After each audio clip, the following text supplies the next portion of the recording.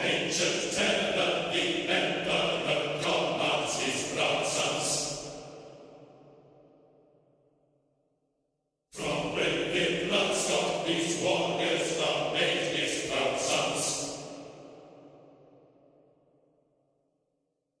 No fear they know, Adeptus Astartes, his proud sons.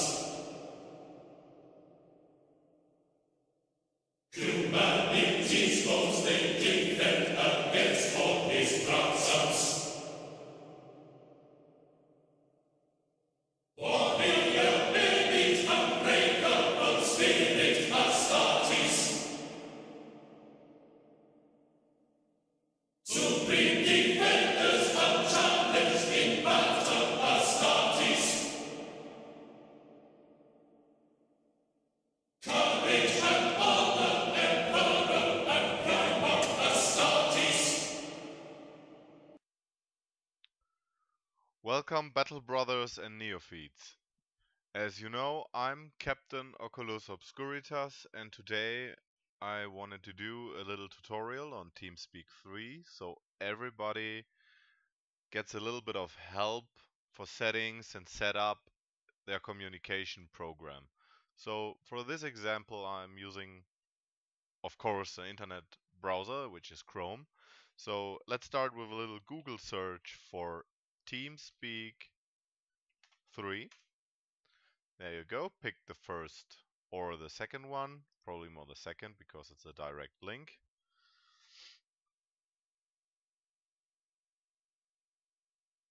Wait until you get onto the actual site. Then you see on the upper right the section of downloads. Go for Teamspeak 3, not 2. And then whatever you have, like Windows, Mac, Linux, iOS, Android, whatsoever. If you have, most of you will have, like, I assume, Windows. So choose which client version your Windows is, 64-bit or 32. In my case, it's 64-bit, and go for the download.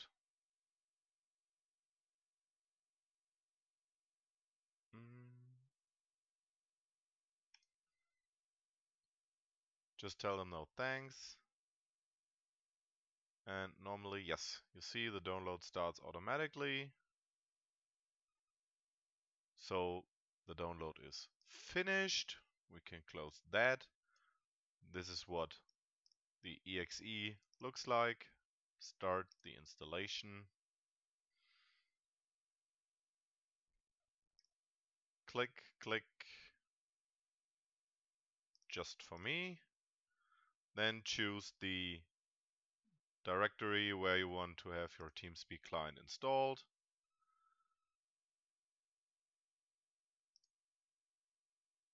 Now you can choose to install Overwolf or not. It's some kind of an in-game overlay for Teamspeak. Can be pretty helpful for me. I don't need it. Just finish the installation. See, you got the Teamspeak client program right up, and boot the program up, and this is what you get. Okay, so for the basics, when you go into the settings and identities, so this is where your identity that you will create will be saved. So anytime if you might have to reinstall your whole system, you can export this identity and import it later, so all the rights you've earned on various Teamspeak or on a variety of Teamspeak servers like server admin or channel admin, you will have them again, because if you don't save it and start with a new ID, every rights you get over the time, you need to get them again. Okay, so but now to the important part. For the under settings and under options, For playback and for capture, you should go for your audio input that you use. You can test. Testing your playback sound system. If you hear that correctly. Testing your playback sound system. Yeah, it's okay. You can use that. And for capture, this is the most important part. You have to decide how you want to communicate. There are 3 ways to do. One is push to talk, where you have to press a hotkey that you can assign to talk. Then you have the continuous transmission. Your mic will be like in always on mode. This is definitely not recommend because there will be definitely some sounds that will disturb others in Teamspeak, so don't use that one. Or use the voice activation detection. And for that, there's a meter right below there, which goes from -50 to +50. And you see you can regulate this one. So if you go down on the meter, your mic becomes very sensitive to like every noise you make. Like if I would have put it on -50, -50 equals continuous transmission. So you don't want to use that, and if you would go to +50, you would have to scream so loud that your neighbors probably want to kill you. So try to find your level, depends on your hardware you have, so the headset or your microphone, speakers, whatever you're using, and try to find the optimum way for your mic to activate when you speak normally, but your mic doesn't pick up anything that happens around you. I think that's most of the important thing about voice activation detection. And one more thing, like under notifications, this is where you can edit the sounds of Teamspeak, where you can tell the program, okay, play all sounds, play only important sounds, or play no sounds. Of course, there are sound packs which you can see here, like for an example, like a Duke Nukem sound pack, but that's only for optional cosmetic aesthetics. Okay, so now when you have set up this, you want to know how I do connect to a Teamspeak server. Of course, you could do it over connections and connect, but this is not what we are shooting for, since our Teamspeak server is permanently, we will do a bookmark for it. So go into bookmarks right here, then manage the bookmarks. This window will pop up. You see that I already have some Teamspeak servers created, but for this example, we will do a new one. So you go add bookmark and then go right below and then name your server, which in this case would be the Strikeforce Ultra. And then you will have to type in the address if you don't know where to find the address. Oh, I'm sorry.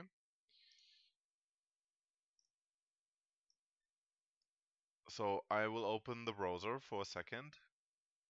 Go to the Strikeforce Ultra webpage, scroll down, and then on the right side on the com info, there you will find the server IP you need for the server. So copy the address, fill it in, type your name, how you want to be named, apply, press OK, and then go again onto bookmarks and connect to the server. And that's it.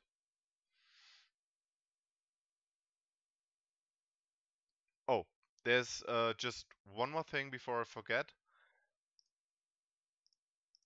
You see like the check marks disappearing.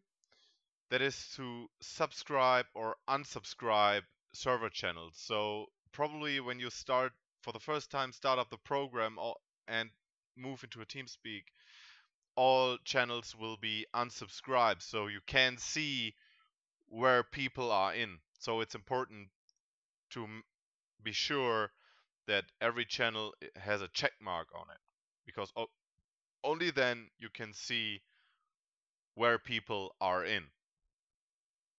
Okay, so that is for the TeamSpeak tutorial. I just want to give you one more thing on the way.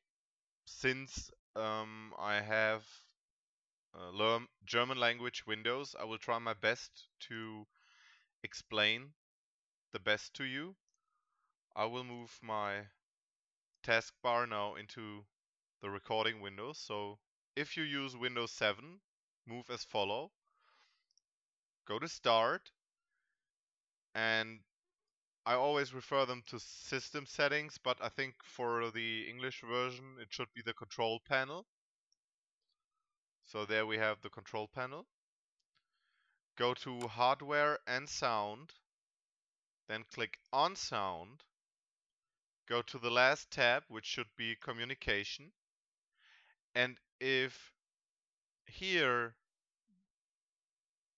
it's important that the option is do nothing. I don't know the exact pronunciation in English, but it basically says do nothing, because if you have like this setting, volume decreases by 80%, is when then Windows will mess up your sounds if you start a game, probably muting your TeamSpeak, like the volume of TeamSpeak by 80% when you start a game. And when you have it like that, you can't understand anyone. So it's important to set this on do nothing, press OK, and then you should be ready to use everything like you want. Okay, so if there are any more questions, you can leave them in the comment section and I will try to answer them. Hopefully to see you soon all on TeamSpeak 3. And I'm out. We march for McCragg! And we shall know no fear!